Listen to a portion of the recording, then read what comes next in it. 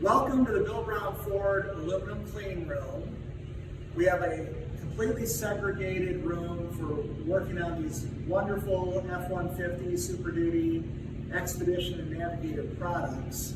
Steve was one of our most proficient aluminum techs here grinding on an aluminum door.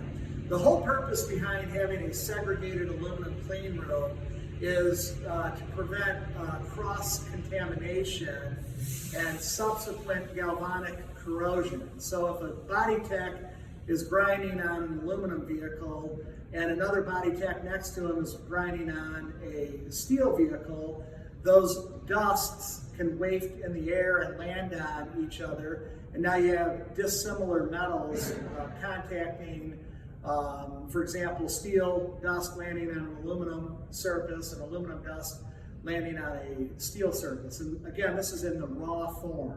So to prevent any kind of corroding on vehicles that we're working on, and this would happen later down the road in the future, and we know that the aluminum repair work that we're doing is going to be completely safe and per the standards of Ford Motor Company.